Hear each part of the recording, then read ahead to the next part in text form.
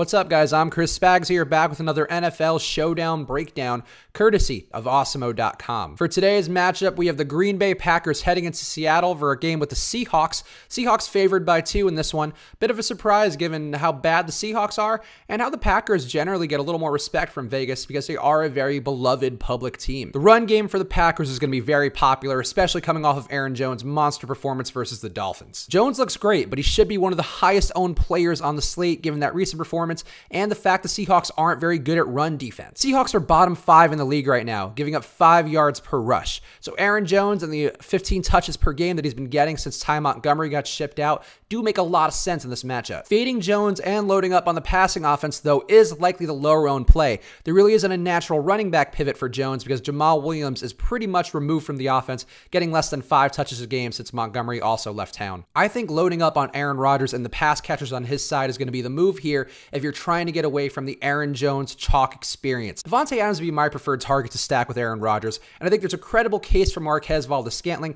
but I'd prefer just to go with the number 1 target, the guy who's getting the red zone looks, and that is Davante Adams. Adams also has the better matchup according to Football Outsiders DVOA, so again, if we're just trying to make tiebreakers here when we're going with a contrarian lineup construction, I think Adams would be the better play overall. Jimmy Graham could also be a pretty appealing stack target as well with Rodgers, and if you want to play the revenge game narrative, we got that too. Graham is not as popular of a target for Rodgers as Davante Adams is, but he's shown he can score in a variety of ways, and he gets enough targets to be useful. On the other side, I think Russell Wilson is going to be running for his life. His team is giving up sacks on 10.5% of his dropbacks, and the Packers are getting sacks on 9.5% of opponents' dropbacks, both of which are extremely high for quarterback positions and for defenses. That fact alone might give me more interest in the Packers D, and that correlates well with Aaron Jones. Again, sacks create pressure, which creates mistakes, and that is a pretty decent amount of sacks to expect coming from Russell Wilson. Also adding to my disinterest in Russell Wilson is the fact that he's just not being very explosive this year,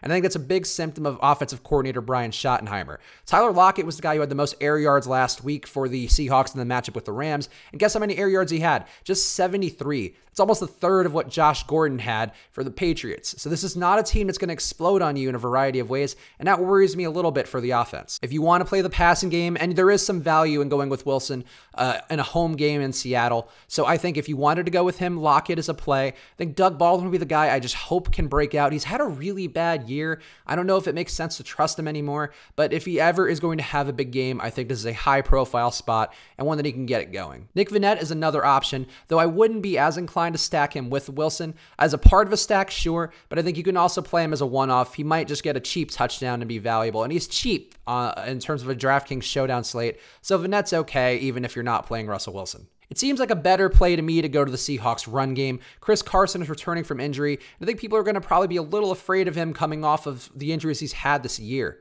I also think Rashad Penny is going to be point chased by a lot of people. Penny's a good player. He had his first breakout game last week versus the Rams. I don't know that he can match that game again this week. And I think that, for me, would be a reason why you would fade Penny and go to Carson. These are 2 weak red zone defenses, so I'm not incredibly interested on the kickers on either side. I'd prefer Mason Crosby to Sebastian Janikowski just because I think the Packers are going to be able to move the ball a little more efficiently. If they stall out in the red zone at all, that's going to be Crosby's time to shine. I think if you want to play either Crosby or Janikowski, that's fine.